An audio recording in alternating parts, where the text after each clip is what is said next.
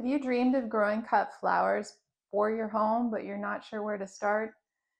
I'm going to go through all the details today of starting your first cut flower garden. We'll talk about watering, site selection, then we'll talk about the fun things like picking out your flowers. I'm Lacey. I live in southern Iowa and I grow cut flowers for market, but I want more people to be able to grow cut flowers just for themselves and enjoy inside their homes. Let's go outside. Site selection for your garden is really important. The basics, of course, are we need sun, soil, and water. So when we apply those thoughts, we want to find someplace with decent soil and drainage. And do not be scared of a slope. When I was first looking for a site to grow, I thought I had to be on a flat ground. I ended up on a slope and it works great because we get some of that water, if we get a heavy rain, draining off quickly. The other thing to think about is you want it close enough to your home that it's gonna be top of mind all the time so that you do get out and do those tasks like weeding and that you don't forget to cut the flowers to bring inside. And lastly, I want you to think about how are you gonna water and where is the water coming from so that you make it easy on yourself. We use drip tape and irrigation here, but it might be as simple as going out and buying a sprinkler for yourself so that you don't have to stand there with the hose while you're watering something on a small plot. Let's move on down to the bottom of the garden, and I'm going to talk about why I keep perennials and annuals separate from each other. So I'm down here at the bottom of the garden, and here I have Veronica, which is a perennial, and over here I have Lisianthus. And I just like to keep them separate so that if I need to control the weeds on one, like the annuals, I can. I can take this fabric, comes back up every year, we store it away, and then I go back in and I can do what I need to get rid of the weeds, whether that's smothering them out with a cover or doing a light till. That's all possible then on that annual bed without having perennials mixed in. I do also grow a lot of perennials in our mixed beds that I have that are set up near the house, so I can enjoy looking at those. I use 4-foot wide beds and I have standardized those to 50-foot rows, but of course that's for market production. You may want to do something much smaller, but I do love the 4-foot wide beds because I can reach the middle of the row. I'm 5'7", and if you're a little bit shorter than I am, you might want to try it out. Literally go out and mark off your bed where you think you're going to put your garden and try reaching the middle of it, both standing and squatting down, so that you know that when you're planting, you can reach the middle, because we don't want to walk on the bed and compact the soil. And I also want to reach the middle when I'm standing. Something like this Veronica, I'm going to reach all the way down when I cut it. So I want to be able to reach the middle of that bed. If you were like 5'1", 5'2", you might want to go down to a 3-foot wide bed. And you can either put paths in between beds if you want to lay it out that way, or you could just do one bed, long bed. But having paths that are either grass or mulch of some sort would help you get through the beds, even when it's rainy and soggy and wet. For contrast, I thought I'd show you some of our perennial beds. These are just in my backyard, and I will actually add annuals to these also, so don't feel limited. If you just have one decorative bed that you can't want to cut from, that's fine. But the purpose of planting a specifically cut flower bed is that you don't feel any guilt robbing things from this bed that's supposed to be pretty and enjoy in your garden.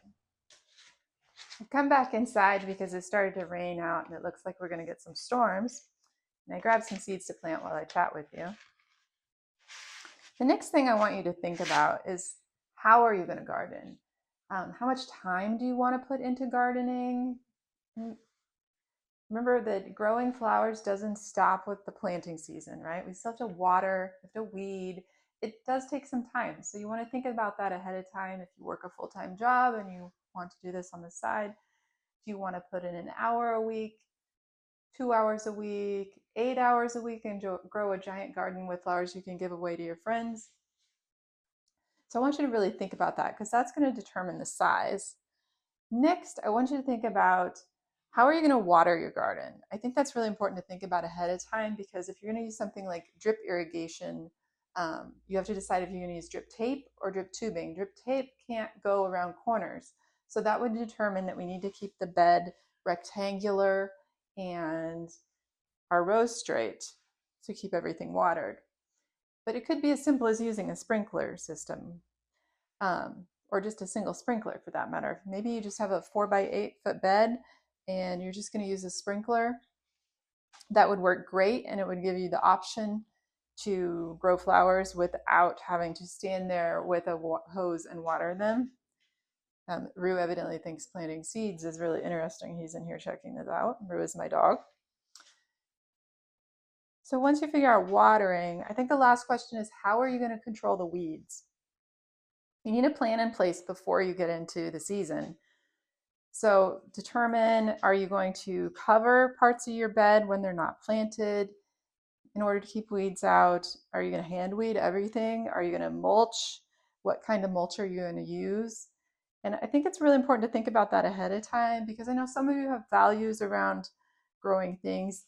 I do use landscape fabric, but that's not for everyone. It kind of depends. I do that because we have a lot of weed pressure.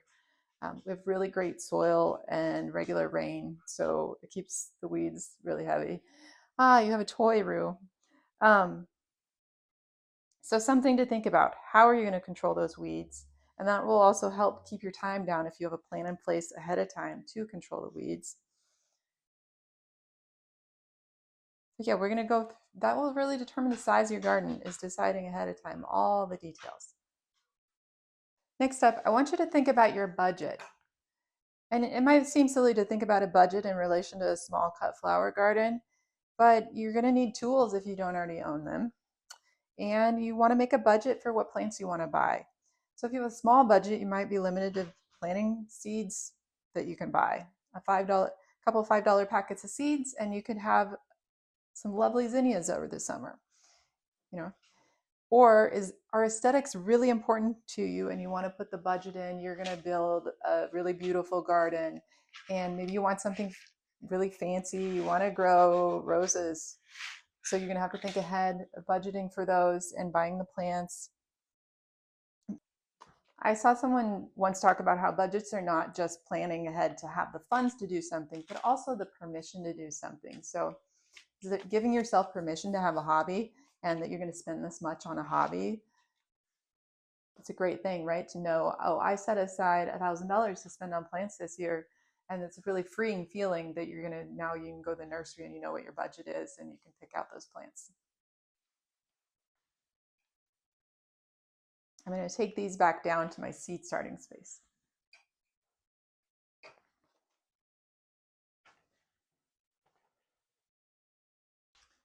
Finally, we're going to talk about the fun part, and that is picking out your flowers that you're going to grow. So we talked a little bit about perennials versus annuals. Perennials being things that come back every year, and annuals being the ones you're going to start new and fresh every year. And you can either start annuals from seed or you could go buy them from the nursery. Either's great. But we want to look for varieties that are taller than normal. So you want to talk to your nursery and ask them, hey, I'm growing these for cut flowers. Do you have any suggestions? Because not everything's created equally.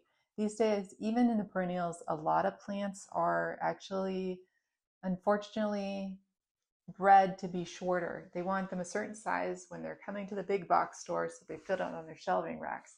And those aren't the varieties we want. We want things that are going to stretch to 3 to 4 feet so that when we cut them, we get really nice long stems. So we mentioned an easy way to grow inexpensively would be to start with some annuals like zinnias. Those could even be direct seeded in the garden, and you don't have to worry about starting them from seed inside. So that would be a really affordable way to go. But what I'm going to ask you to do is to actually make a flower formula. So I want you to think about, you're making a bouquet and you want one large flower, maybe like a Bennery's giant zinnia. And then you want a couple smaller flowers. It could be zinnias again, but maybe pick Oklahoma or the Queen Lime series. Those would be some smaller flowers that are like 2 inches or so across in the bloom size.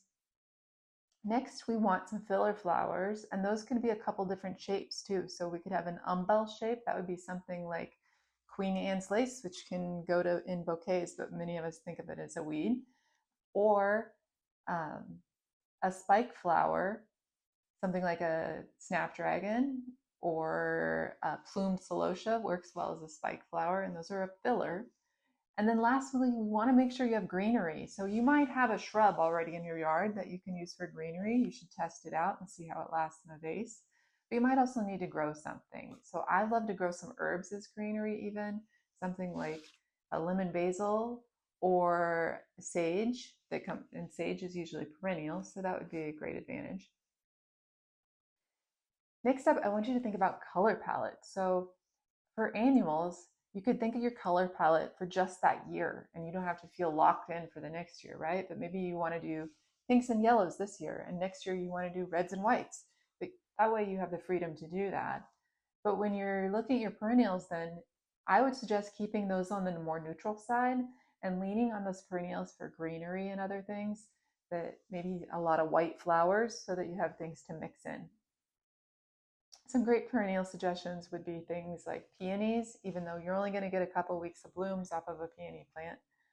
Or if you want something like roses, that's a great option to bring those in as a perennial and maybe pick out a beautiful cream color. So I hope that helps you think through the plant selection a little and make a selection or a formula that will actually make a bouquet and make you a lovely mixed bouquet. But also don't be afraid to cut one variety and bring it into your home and enjoy just that variety. Don't feel locked in that you have to do mixed bouquets. If there's a flower you love, grow it. It's kind of like vegetables in that I would tell you to grow what you really love to eat. Don't grow something you'd hate to eat just because it's fun to grow. Like a lot of people grow radishes, but they don't actually like to eat them. So same with flowers, grow the things that you want to bring into your home. Don't grow flowers because you think they're fun to grow, but you don't personally actually enjoy having them in your home. So maybe you don't like a lot of heavily scented things, so then don't grow oriental lilies, versus if you love scented things, then maybe you want to plant a lilac shrub, right? So we really have to think through what we're planting if you want to bring it into your home. Also, maybe consider allergens. Are there people in your family who have allergies, and are there some things they're less allergic to than others? I'll share a couple example plans on the screen of what I think you could plant so that you'll get an idea. If you don't want to think about it this year, you could just take this plan to your local nursery center and talk to them about buying those plants. And I'll put both an annual plan and a perennial plan. These are going to be matrix plants, meaning that the flowers are intermixed and they'll look great in the garden as well as cutting them for your home, rather than monoculture blocks like I use for a market garden. You can certainly do that as well with the same varieties. I hope that helps you with your first cut flower garden. And I really do hope that you, if you have the space outside, that you embrace that. Even if you don't, you can still do something in a container even and cut, snip a few blooms to bring into your home if you have the right selected flowers.